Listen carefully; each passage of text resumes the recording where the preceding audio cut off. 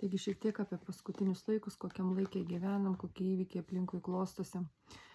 Ir aš pasidalinsiu labiau savo, tai būtent tai, ką aš matau. Tai nėra, aš neturiu visos monopolijos tiesai, visai tiesai. Ir kiekvienas mes galim sakyti, ta prasme, matyti įvykius iš, kaip sakyti, savo varpinės.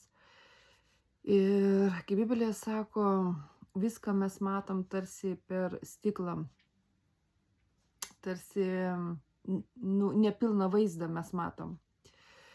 Ir esmė tame, kad aš buvau jau daug kartų sakius, kad ką būtent darys Dievas, kokie įvykiai vyks. Ir daugelis žmonių kalba, čia ateina antikristas sunkus laikais, tas tai taip, bet jeigu pažiūrėti plačiau, reikia, kad pilną vaizdą matyti, reikia daugiau puzlės detalių. Ir antikristas taip jisai turi ateiti, bet kaip aš sakiau, kad Dievas turi išvesti savo žmonės iš Egipto, lygiai taip pat kaip izraelitai buvo išvesti iš Egipto. Ir ką Dievas padarė? Jisai nubaudė Egiptą. Ir Biblijoje ten parašyta tokie žodžiai yra, kad būtent Egipto dievai buvo nubausti. Ir sulig tą dieną, kai įvyko paskutinis teismas, ta prasme, ten 10 bausmė, sulig dienas izraelitai buvo išvesti į dykumą. Taigi, čia yra toksai kaip tokia istorija, kur galim pamatyti, kas bus paskutiniais laikais, ir būtent Dievo braižas, Dievo modelis, toksai Dievo planas, ką jisai darys. Ir mes matom dažniausiai, kalba, čia ateina antikristas, taip, čia viskas blogai, kontrolė, visa kita, bet žiūrint, Dievo tikslas yra koks, būtent nubausti Egiptą. Ir jeigu žiūrint, paskutiniu metu aš labai daug skaitinėjau Apreiškimo knygą ir 18 skyrių labai daug parašyta tokių įdomių dalykų, ką būtent aš pradedu matyti, kas pradeda vykti pasaulyje. Ir esmė tame, kad būtent labai daug spėlioti iš Apreiškimo knygos, kad tas yra tas, ten tie žirgai simbolizuoja tą, tie karaliai simbolizuoja tą. Labai daug buvo tokių kaip ir spėliojimų, ale pranašysčių visokių, bet aš suprantu tokį dalyką, aš dėl savęs tokį išsivedžiau tokią kaip taisyklę, kad kas liečia Apreiškimo knygą, aš galvoju, kad mes pradėsim suprasti tada, kai jau dalykai pradės rutuliuotis ir pradės vykti, tada bus galima aiškiau ir tiksliau suprasti, kas vyksta. Taigi, momentas yra toks, kad 18 skyriui kalba apie tai, apie moterį, kuri sėdi ant žvėries, kuri pavadinta Babelės miestu. Ir ten eina kalba apie jos didžiulį sugriuvimą, sunaikinimą, ir ten kalbama apie tai, kad atlyginkite jai dvigubai, kad tai yra ta moteris, kuri pilna bjaurysčių yra, pilna demonų yra ta moteris. Ta kaip miestas sako, pasaulio ten karaliai su ją ištvirkavo, ten buvo apipilti turtais, prekiavo su jie, daug kas iš jos būtent pasipelnė ir panašiai. Ir kad ateina būtent jos sugriuvimas, ir tą sugriuvimą įtakos 10 kažkokių karalių. Taigi, ir šiandien, kaip aš matau, toks įdomus vaizdas jau rutuliuojasi. Kadangi Dievas daro teismą, teismas ateina kam? Būtent šitai visai pasaulio sistemai. Ir kaip mes matom, aš šiek tiek pradėjau domėtis, ten pasižiūrėjau kokių video su Trumpu, kokie dalykai, kad būtent Dievo tikslas yra koks nubausti šito pasaulio sistemą, kaip Egiptą, padaryti šito Egipto dievams teismus. Tai realiai, ir ten tokia dar viena eilutė yra, kad būtent tas žvėris, kuris sunaikins tą moterį, būtent Dievas yra įdėjęs jam į širdį vykdyti jo valią, būtent kad tas žvėris ir sunaikintų tą moterį. Ką tai reiškia? Kad tai žvėris yra visai kita sistema, kuri sunaikins prieš tai buvusią sistemą. Kaip tai suprasti? Nu, aš bandysiu paaiškinti. Ir aš matau, kaip atėjo Trumpas ir daug pradėjo visokių dalykų griūti. Vat jeigu pasižiūrėti visą 20 metų pederastijos ir ištvirkavimo, va šitą teologiją, kuri buvo diegiama, ar ne, mums kišama, brukama per prievartą. Daug tokių dalykų, kur jisai pradėjo kalbėti apie tą skiepų visą sistemą, prieš skiepų sistemą, kas domėjotės, ne, visą atšilimo šitą teologija, kuri bandoma įgrūsti, mums buvo visokie šitų žaliųjų, ta prasme, propaganda visokia, ta prasme, va jie, šita moteris, kas yra, tai moteris yra va tam, kaip pasakyti, ta senoji sistema, kurie bandė su visu švabu, su visą va tą pasaulio tokia greitinėlė, kuri būtent padarė daug žalos žmonėm. Tai su visais skiepais, su visom tom teologijom, su visais iškrypimais, kur va ta Europos Sąjunga, va jeigu tai pasižiūrėti, ar ne, kad kaip pradėjo ateiti visos tos, tarkim, ta pati iškrypimo, ne, ta propaganda.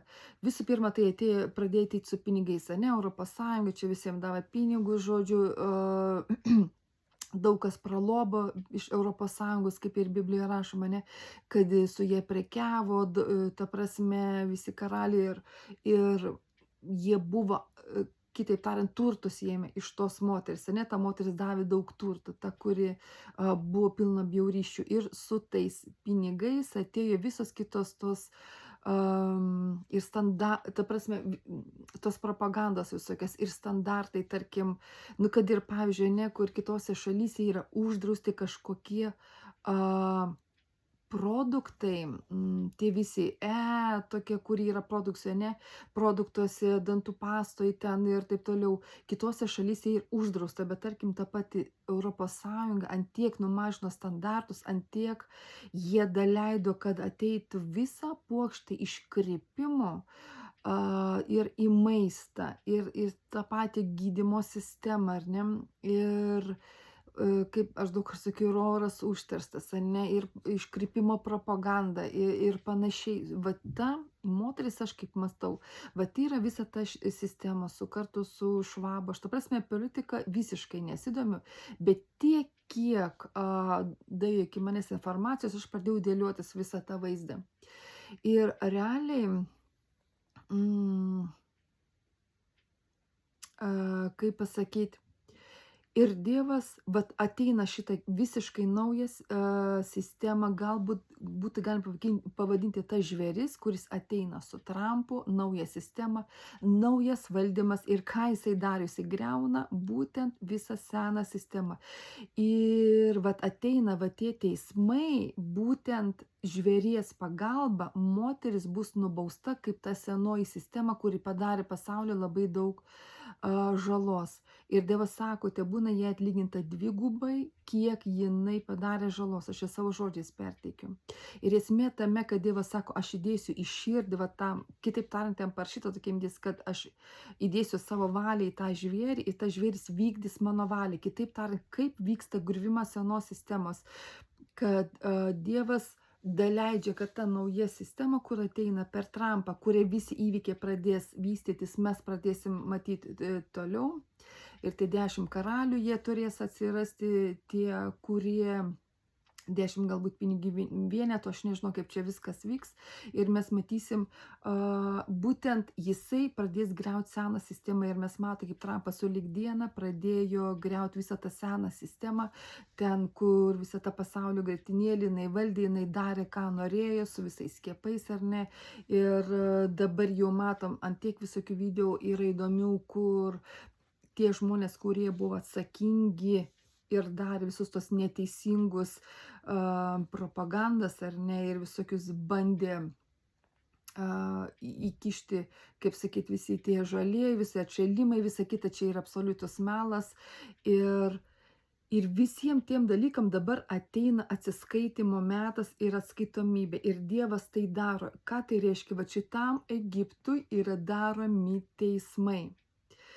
Ir įdomiai, kame, kas nori gali daugmaž pasigilinti, bet aš patį principą noriu pateikti, kas vyksta. Ir ateina va dabar tie teismai, ir bus daug pareikalauta, lieks labai daug galvų ir visa šita sistema, kitaip tariant, Egipto dievams buvo siūstos 10 bausmių ir Egiptas buvo sunaikintas. Taigi, va šita Babelė, ta moteris, kuri, kaip sakyt, ištvirkavo jinai, čia aš suprantu, galbūt tas OON įeina dar ir ta Europos Sąjungai daug kitų dalykų, vat, į visą va, tos organizacijos ir taip toliau. Žodžiai, tai nesigilinsim.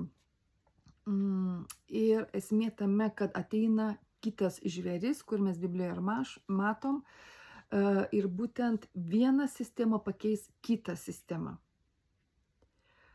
Ir dar vieną tokį dalyką noriu pasakyti, kad yra dvasinis principas, ką pasėsi, tą nupjausi. Šitas principas niekada jisai nebuvo atšauktas.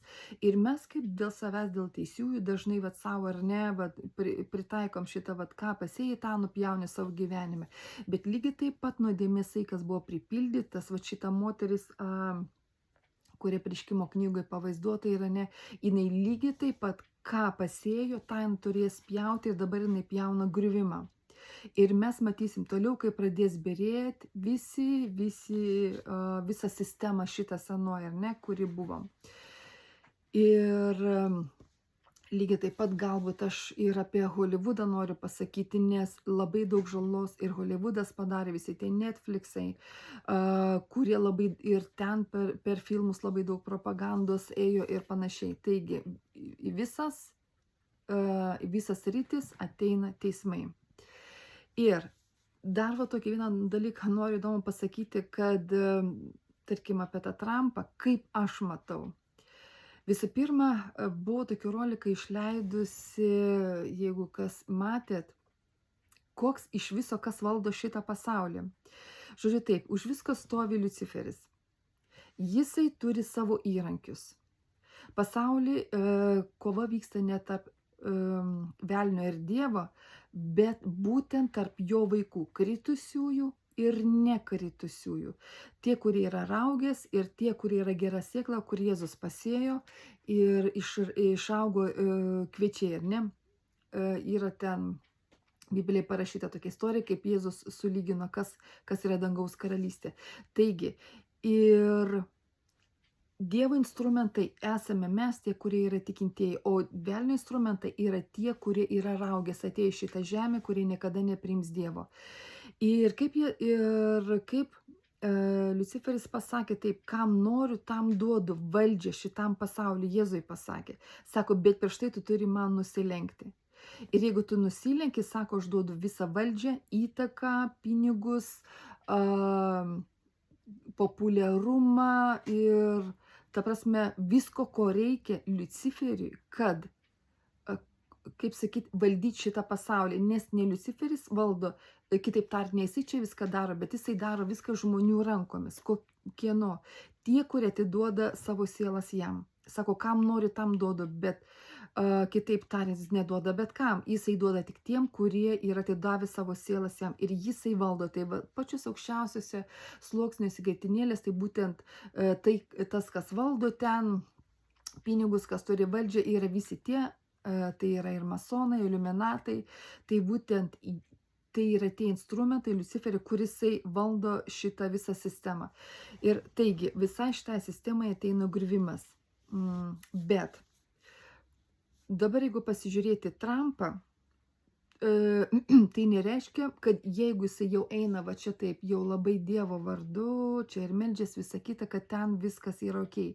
Ir aš kaip pastebėjau, daugelis krikščionių žiūri į jį kaip kažkokį gelbėtą, kad ir jisai sako, dabar čia bus aukso amžius, viskas bus okei, čia tos iškrypėlius nusodino, daug tokios neteisingos propagandos nusodino, žodžiu, visi tie žalieji popieriai yra įkišti į stalčių, viskas sako, daugiau šito nebus. Tarsi jisai daro kažkokią tvarką ir visiems žmonėms tarsi akyse šviesėja ir galvoju, vau, čia dabar kažkas ateis tokio gero ir pagaliau, ir atrodo, net čia Dievo karalystės jau reikia nebelaukti, bet iš tikrųjų aš matau biškį kitokį dalyką. Vis dėlto, Apreiškimo knygoje parašyta, kad yra žvėris, kuris turės sunaikinti moterį. Bet žvėris irgi jisai nėra tas, kitaip tariant, jis nėra tas gelbėtojas, tai yra tiesiog kita sistema, per kurią turės ateiti antikristas. Antikristas turi ateiti į sugriautą sistemą, seną sistemą, ir pastatyti naują sistemą, kurioje jisai galim pasakyti, vadovaus ar ne, bet taip turės būti jo rato žmonės, jo sistema, jo sukurta kažkas tokio naujo, bet sena turi būti sugriauta, ar ne? Ir vėlgi, kas stovi už to? Vėlgi stovi kažkokio, tai žmonės, kurie yra raugės, kurie naudojami Liuciferio kitiem planam, tai yra ateiti antikristui. Ir taigi, ir aš matau va tokį dalyką vien todėl, kad čia labai džiaugtis, kad buvo sugriauta daug seno, ar ne, visos tos senos sistemos. Tai nereiškia, kad jie neturi, kitaip tariant, kad jie lygiai taip pat turi planą kitokį ir kontroliai įvesti ir visiems kitiem dalykam, ką mes pamatysim. Ir ką aš noriu pasakyti, galbūt labiau tokie prablaivinti žmonės, kad nežiūrėtų į Trumpą į kažkokį gelbėtoją, nes tai yra instrumentas ir ruošiamas kelias ateiti antikristui per, aš spėju, gal tai bus kažkas iš Trumpo komandos, dar kažką, bet čia netiek ir svarbu yra, kas būtent bus ta antikristo galva, tarkim. Bet aš ką noriu pasakyti, kad žmonės nelaikytų jų kaip kokią gelbėtoją, bet kad mes iš tikrųjų esam antiek arti laikų pabaigoje paskutinių, kad va šitie įvykiai, kas yra Apreiškimo knygoje parašyta, mums šiandieną va klostosi ant akių ir visas veiksmas jau vyksta ir mes laiko labai daug nebeturim. Ir daugelis sako, kas vyksta dabar pasaulyje, ar Europos Sąjunga čia žlugs, ar čia taip turi būti. Iš tikrųjų tai yra Dievo daleista, kad ta Europos Sąjunga, kas ir yra ta moteris, visom tom organizacijom, sistemom, visom jinai turi žlugti. Nes antikristas ruošias kelias savo. Taigi, galit pasiskaitinėti Apreiškimo knygoje nuo 18 skyriaus, kas daugmaž ten parašyta ir matyti, kokiame laike mes gyvenam. Ir iš principo, pavyzdžiui, netgi pasižiūrėti va tokius momentus, kaip pasakyti, aš jau sakiau ne kartą, kad lygiai tiek šviesa, tiek tamsa turi kalbėti apie tai, kas vyksta ir kas ateina. Ir daug dalykų mes per filmus matom, yra tie kritusieji, jie transliuoja kai kokias žinutės, tie patys Simpsonai daug kalba, kas vyksta, kas ateina. Bet vienas iš momentų, vat, jeigu žiūrėti vėlgi palei Apreiškimo knygą, bet vėlgi čia kaip aš matau. Ir pažiūrėsim, ar iš tikrųjų taip yra, bet, pavyzdžiui, kaip aš matau lygiai taip pat, kaip per olimpiadą buvo kaip ir labai gerai iliustruota būtent 4 žirgo atėjimas, kurio vardas yra mirtis ir jis seks pragaras. Toliau dar vienas toks kaip ženklas buvo, kad visai nesenai vyko toks įvykis, kur popiežius ten kas 25 metus buvo atidaryti kažkokie vartai, kažkokios duris ten, ar į pragarą, ar kaip jos ten vadinas, aš dabar nebepamenu. Vėlgi toks kaip ženklas, kad tamsa praneša apie savo planus, kaip pasakyti, ką jie iš savo pusės darys, tokie kaip pranašiški ženklai. Jėzus sakė, stebėkite ženklus. Taigi, kad matyt va tokį pilnesnį vaizdą, kas vyksta šitam pasaulyje. Ir ką aš noriu pasakyti, kad tas griuvimas jisai ateina ir tai yra daromas Dievo rankomis. Ir visas pasaulis ir absoliučiai yra Dievo rankose, viskas yra po jo kontrolę, viskas eina pagal planą ir o tas griuvimas visas, jisai privalo būti. Ir Dievas turi apsaugą būtent savo vaikams, kas be įvyktų, kokios situacijos toliau bebūtų. Visi tie, kurie priklauso Dievui, Dievas turi 100% jėgos išlaikyti ir išsaugoti kiekvieną iki to laiko, iki kiekvienas turės išeiti iš šitos žemės. Ir dar tokį vieną dalyką noriu pasakyti, mes žiūrėsim, kaip viskas čia toliau vystosi. Bet ten, dabar aš bandau prisiminti, vienas irgi žirgų apreiškimo knygų, kur parašyta, kad jam buvo leista, irgi kažkoks antspaudas nuimtas ir leista kenkti žemę ir trečdalis žmonių, 1/3 turės mirti nuo ligų, nuo bado, nuo karų ir, žodžiu, taip toliau. Ir esmė tame, kad noriu gal tikintiesiems pasakyti tokį dalyką. Jeigu ateis toks momentas, kad kažkuriuo metu Dievas pradės pasiimti savo vaikus, niekada, kaip sakyti, nenorėti užsibūti šitoj žemėje ilgiau nei tau yra skirta, ar ne? Ir kartais būna, atrodo, miršta teisėjai, žūna, miršta kažkokios situacijos ir galvom, kodėl Dievas daleido tokius dalykus, bet iš tikrųjų reikia pamastyti tokį dalyką. Koks skirtumas, ar tu dabar išeini ar vėliau, nes iš tikrųjų mes gyvenam paskutiniais laikais, daug laiko iš viso nebeliko ir koks skirtumas, ar tu dabar išeini ar vėliau. Ir jeigu Dievas jau pradeda pasiimti savo žmonės, tai reiškia, jiem yra tik tai geriau. Ir jie išeina iš šitos žemės ir čia galim skaityti, kaip už paėmimą Dievas pasiima, pradeda pasiimti savo vaikus ir nėra ko čia įsikibti šitą žemę ir laikytis šitos žemės. Ir jeigu kažkam netgi būtų toks momentas, kad reikėtų, kai kuriam irgi sako, ten ir galvos kris dėl liūdimo Jėzus, ir jeigu kažkam reikės atiduoti savo gyvybę dėl Jėzus, jokiais būdais nereikia laikyti savo gyvybės, sako, kas laikysis gyvybės, tas ją praras. Ir esmė tame nebijoti, kaip sakyti, atiduoti savo gyvybės dėl Jėzaus liūdėjimų, nes koks skirtumas, ar tu dabar išeini ar vėliau, bet jau išeiti, kaip sakyti, su tvirtu tikėjimu, pasitikėjimu Dievu, išeiti ir viskas, ir čia yra baigta jau. Nes laiko iš tikrųjų liko nedaug, taip, kaip aš matau. Ir esmė tame neįsikibti į šitą gyvenimą.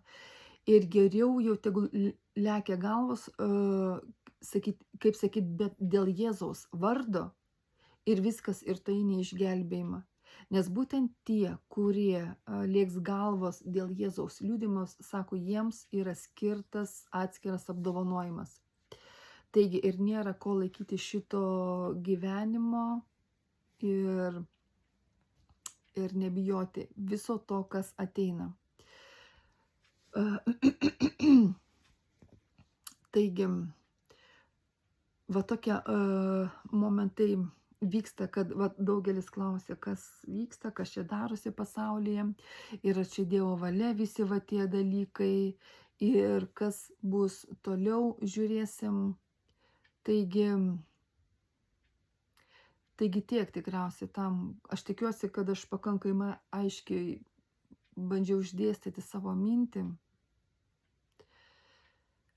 Tai tikriausiai tiek tam kartui.